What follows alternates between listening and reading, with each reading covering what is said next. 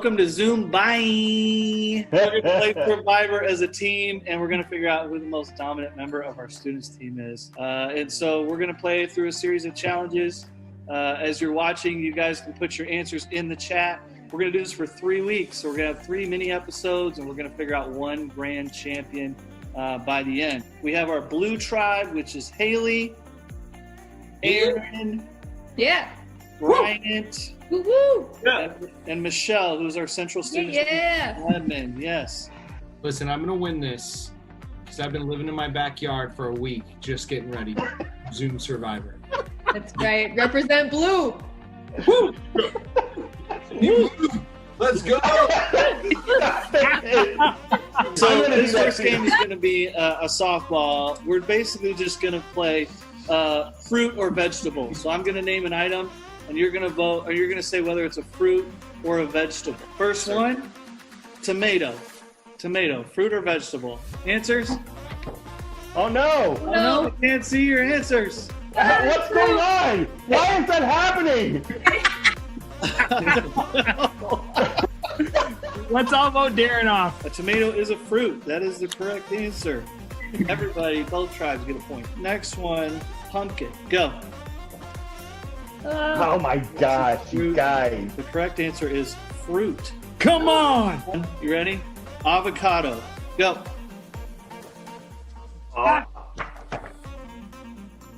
Correct answer is fruit. It's a fruit. Nice. Yes. No, false. Nice. Olives. This is for the win. For the reward. Go.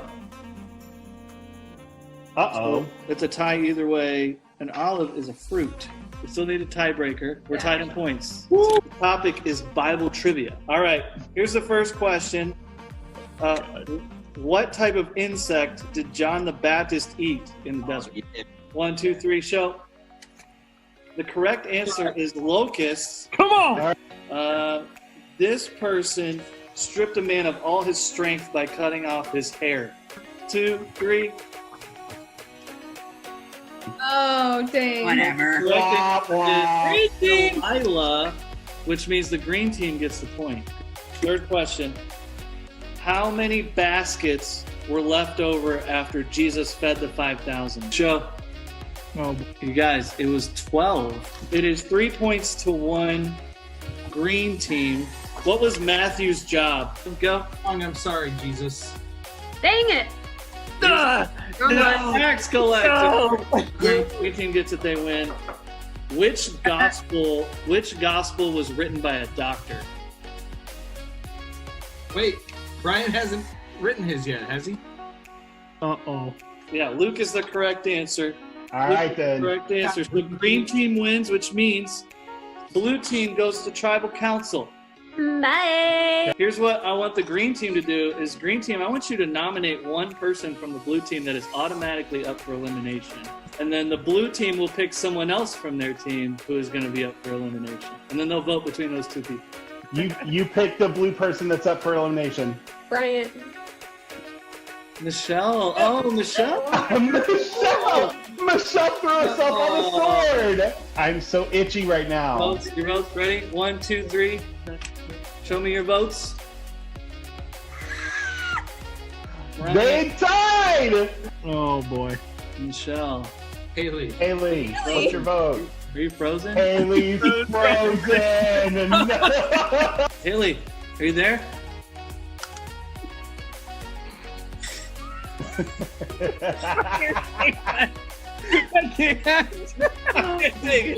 All right, so the person voted out for the blue team is Michelle. Is Michelle. Zoom by Michelle. Bye, Michelle. Michelle, Hey, what is going on, everybody, and welcome back to Unscripted. Hey, I don't know about you guys, but one of my favorite shows is Survivor. And maybe that's one of your favorite shows as well. And what a great, fun, exciting way to start the show tonight. Hey, you know what? If this is your first time ever to a Parkview Students thing, make sure you text Unscripted to 555-888. It's a great way for you to get connected, to get involved, and it's a great way for us to be able to reach out to you and see how you're doing in the midst of this crazy time that we are living in. Hey, you know, we're starting a new series tonight called The You Effect. And it's all about how we give influence to other people, whether it's through an Instagram post, a TikTok, whatever it might be. And you know what? You have created TikToks that have influenced other people. And we want to use those on the show, your TikToks. So make sure you either tag us at Parkview Stu Min or email us to unscripted@parkviewchurch.com. Hey, you know what? I love that you guys are here tonight, and I'm so pumped. I'm pumped for tonight's show. And you know what? What a great way to get started by handing things over to Aaron to see what Aaron is doing. So Aaron, what's going on, man?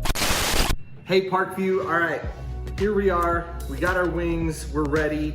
So Josh and I are sitting stupidly far apart, but we can still see each other. Yes, so this is gonna be interesting. I see Aaron right there. Yeah, it's gonna be an interesting way to do this. There. If we're going off anger, the Cajun death, or that's what we're gonna call it, the Cajun death. All right. That looks like I'm going to cry. Let's go mango habanero because it looks lovely. And I don't know if we're giving away wings tonight, but if we're not giving away wings, just ask your mom. Tell your mom you want I some think we wings. should give away wings. Text, In fact, text yes. I want wings to mom in your phone or mother, whichever you choose, and you win. All right, let's do it. Here we go. It fell. But the idea. Oh, whoa. There's that late burn again. Yep. This one's got a little pockets of- Cajun surprise on it. All All right, on Here the we go. Cajun death. All right, Yep. this is a good look at the Cajun death. Yeah, let me. Oh, you get a good smell of that one. That one's gonna. Oh. Oh, that's some. Okay. That singed my nose hairs, I'm pretty sure. All right, let's Oh. try it. Sweet mother. Moses on a spatula. I just opened my mouth and somebody just dumped hot ash into my mouth right now. Oh, it's like. Oh. Wait. I was gonna lick my fingers, but then that doesn't make for what we call good TV, and so I didn't do that for you, friends. All right, Josh, I think we both did it. All right, thanks for joining us this week, Parkview. I'm so glad you were here. Back to you, Sam. Hey, Aaron, I love what's going on, man. Hey, you know what? Let's actually drop some love for Aaron in the chat, just for being the great youth pastor that he is. And you know what? We actually need to get going upstairs for worship tonight, because we got something pretty incredibly amazing playing. So let's roll. Come on, let's go. Let me grab the door for you guys. Hey, you know what? Tonight, we're going to be doing a song that's called Build My Life. And it's all about how we need to build our life on the foundation that is Jesus. And you know what I found? I found that summer can be a time where our faith goes to the wayside, where we make all these other things a priority because, man, there's so many fun things and incredible things to do during summer. But you know what? The reality is that we need to build our life upon the foundation that is Jesus Christ. So you know what? Let's sing this song tonight. Let's declare that Jesus is our foundation and let's put our trust in him. Come on, let's go.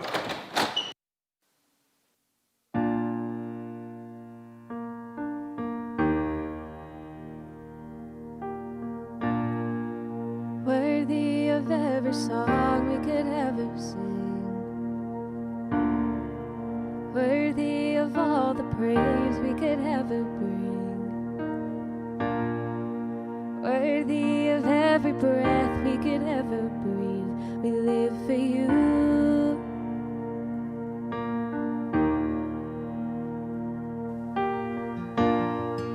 Jesus, the name above every other name. Jesus, the only one who could ever save. Worthy of every breath we could ever breathe. We live for you. Oh, we live for you. Holy, there is no one like you. There is none beside you.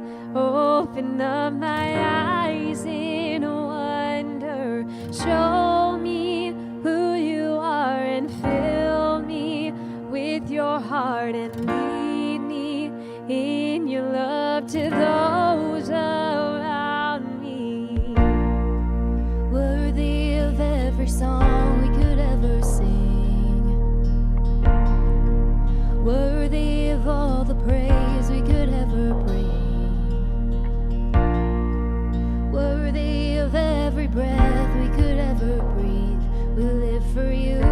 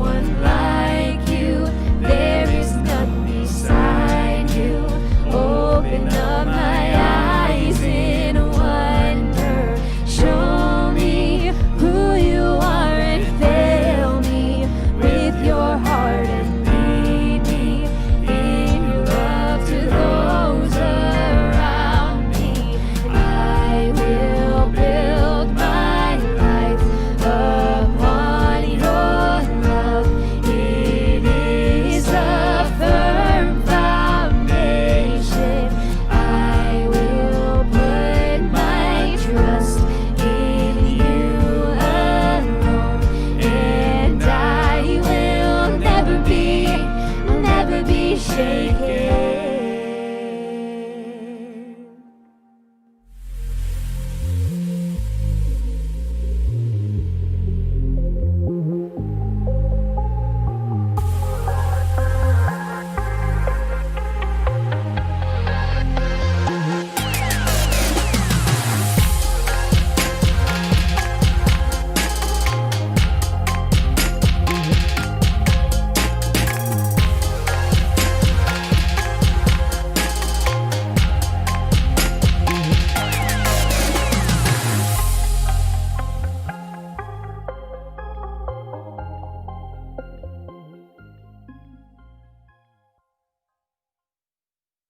When you think about it, the English language can be quite strange. Why is phone spelled with a PH? I literally just don't get it. Why not start it with an F, okay? Why do we have 3 different spellings and meanings to the word to?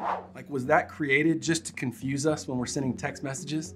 Why is it so hard to spell spaghetti? I need somebody to tell me right now. I spell this word so badly, even my phone has no autocorrect ideas for me. It's basically shaming me, like, you know what? You're out on your own, Ben. And maybe the most annoying thing about the English language is that the word affect is spelled 2 different ways. On one hand, it starts with an A, and on the other hand, it starts with an E. You may not have known that, you may not care, but just stick with me here while I try to clear up the confusion. Affect, starting with an A, is usually a verb, and it means to change something. For example, their compliment really affected my day. Like, I was in such a better mood after they said that. Now, affect with an E, on the other hand, is usually a noun, and it's the result of change. Like when you hear about the side effects of medications, it's referring to the result of change that medication could cause in your body. Now, right now, you're probably wondering why in the world we are taking grammar at church. Well, the point is that both of these words are similar and can be easy to get confused, but both of them are key to what we're talking about in this series, because we're talking about the ways that we influence, impact, and change each other. And we're gonna start today by talking about you. How do you affect or change something for the people around you? In other words, what's the result of that change? What's the you effect? Some of you may acknowledge that you affect and impact the people around you, whether it's about something serious like who your friends should date, or something random like what Avenger you think is the best, Iron Man of course, but you just know that your words have an effect on others. On the other hand, some of you may say, I don't affect, impact, or influence anyone. The me effect is currently at 0. If that's you, it's normal. I've been there. And I think there are a few reasons why it's easy to feel this way. Sometimes you may doubt that you have influence because you think you have to be a better leader to have it. And if you don't see yourself as a leader, it's easy to believe that you have no influence. Or maybe you question your impact because you feel pretty clueless about life. And if you feel lost, how in the world could you possibly impact somebody else? Or maybe you doubt your ability to affect others because, man, you're kind of afraid of putting yourself out there. You're like, I'd rather just fade into the background because the idea of influencing others is pretty terrifying to me. Or maybe the idea of influencing and affecting others is something you've never even thought about, one way or the other. You're like, this is the first time it crossed my mind. The fact of the matter is this: regardless of what you think about influence, you have it. You have influence because you have relationships. Whether it's your family or friends or classmates or people in this student ministry, we all have some influence over the people we come in contact with every single day. Now, whether or not you're a good or bad influence is another story, but influence is yours, you have it. And here's the truth: no matter how big or small your circle of influence seems, you have more of it than you think, okay? You got that? Now, we're gonna look at someone who used what they had to affect others, even though they didn't have very much. It's recorded in one of the Gospels, which are the 4 books in the New Testament in the second half of the Bible, that tell us all about Jesus' life. And what we'll read today was recorded by John, who was one of Jesus' closest followers and students. In fact, when Jesus was on the cross, one of the last things Jesus did was ask John to care for his mother after he died. So we can read these words knowing that they were written by an eyewitness who was trusted by Jesus. They were close friends. Now, so I'm gonna set the scene. When Jesus traveled around in his 3 years of ministry, crowds almost always followed. And it could have been because they had heard about Jesus, they wanted healing for something, or maybe they were just curious about this guy. But whatever the reasons, Jesus had a lot of influence and people were always around him. This particular day was no different. It starts like this. Sometime after this, Jesus crossed to the far shore of the Sea of Galilee, that is the Sea of Tiberias, and a great crowd of people followed him because they saw the signs he had performed by healing the sick. Then Jesus went up on a mountainside and sat down with his disciples. The Jewish Passover festival was near when Jesus looked up and saw a great crowd coming toward him. He said to Philip, "Where shall we buy bread for these people to eat?" He asked this only to test him, for he had already had in mind what he was going to do. So imagine the scene. A large crowd has gathered to see the great miracle worker, Jesus. And what does Jesus do? He asked one of his disciples, Philip, what he thought they should do. If I were Philip, I would have been like, aren't you the miracle guy? Like, isn't this more your arena than my arena? But instead, Philip responds this way. Philip answered him, it would take more than half a year's wages to buy enough bread for each one to have a bite. In other words, you got to be kidding me. If we're going to feed everyone, there better be someone with a lot of cash around to make that happen, which, hey, that's a good point. I mean, can you imagine sending someone to McDonald's to order 5,000 Big Mac combos? It's crazy, right? Well, the story continues. Another one of his disciples, Andrew, Simon Peter's brother, spoke up. Here is a boy with 5 small barley loaves and 2 small fish. But how far will they go among so many? So apparently, only one mom in the entire village packed a lunch for her son. And Andrew thought this was worth pointing out. I mean, it was something, right? Something is better than nothing. And that's when Jesus went to work. Jesus said, have the people sit down. There was plenty of grass in that place and they sat down. About 5,000 men were there. Jesus then took the loaves, gave thanks, and distributed to those who were seated as much as they wanted. He did the same with the fish. When they had all had enough to eat, he said to his disciples, gather the pieces that are left over, let nothing be wasted. So they gathered them and filled 12 baskets with the pieces of the 5 barley loaves left over by those who had eaten. After the people saw the sign Jesus performed, they began to say, surely this is the prophet who has come into the world. Now, there are all kinds of questions that come up when I read this story. Like, was it buffet style? Where did the baskets come from? How exactly did he turn 5 loaves and 2 fish into enough food to feed everyone? But here's maybe the most important question we could ask. Who had the biggest impact in this passage? I mean, it's easy to see that Jesus had influence, okay? Lots of it. I mean, by the end of this account, a large crowd was calling him a prophet because of the miracle he had just performed. So yes, Jesus has a huge effect. And then there's the disciples. They were impactful just by being associated with Jesus. So they certainly had an effect as well. But the real superstar of the story may not be who you think. I think it was the boy with the lunch. And at first it seems like the total opposite. How could a kid with some bread and fish be influential? But the truth is, it wasn't the amount of what he had that allowed him to make a difference. It was his willingness to use what he had that made him influential. And this would have been an even bigger deal in the context Jesus was living in, where children weren't valued at all. No one would have seen this boy as having influence, but that didn't stop him from stepping up. And it was his willingness to do that ended up impacting thousands of people. Like, can you imagine how the conversation went with his mom when he got home that afternoon? Yeah, Mom, there were thousands of people there and they ate my lunch. Yeah, they picked me. I shared my lunchbox and everybody had more than enough. No one, not even his mom, could have imagined things going that way, but they did. And thousands of years later, we're still telling his story. I bet this kid and everyone else around this kid never, ever, ever thought influence like this would be a part of his story. It didn't matter that he didn't take the stage. It didn't matter that he wasn't well known. He wasn't in a position of leadership.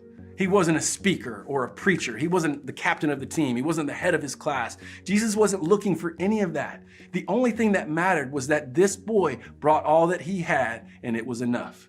Because ultimately, this was about the power of Jesus and what Jesus was capable of doing through someone who was willing to be used and to offer what they had. Now, when it comes to you and I, affecting the world around us, It's all about us being willing to show up and offer what we have. But before that's possible, you have to recognize this. You have more of an effect than you think. You have more of an effect than you think. Imagine if the little boy listening to Jesus teach believed that he didn't have any potential for influence. If he would have said, you know what, I'm not offering much, so I'm just gonna keep it to myself.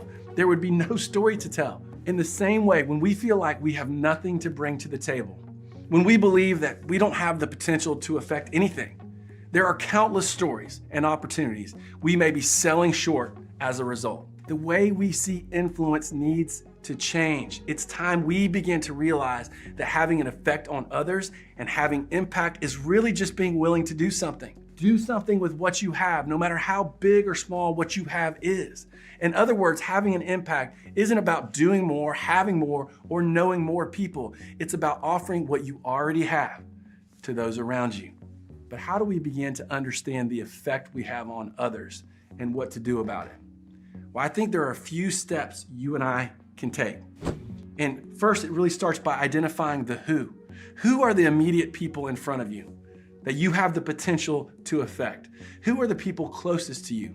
Maybe it's your siblings, friend or your friends, a teammate, or other people in your family. No matter who it is or how many people it is, it's keeping in mind that there are people around us that we are capable of affecting. And then identify the need. What is it that the people around you need? Is it encouragement?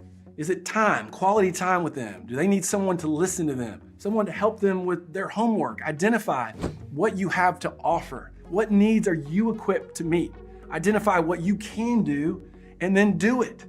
When we shift our mindset from not having enough influence or not having enough effect, whether that's because we don't know enough people or feel like we have enough to offer, and we begin seeing that everyone has an effect, everyone has influence when they use what they have for the people around them, that's when things begin to change. We'll start to see how much more all of us are capable of. We're gonna feel more empowered. We're gonna behave in different ways. We're gonna look for more ways to affect the people around us. Now, before we head out, I want you to think about a person in your life who has affected you in a positive way.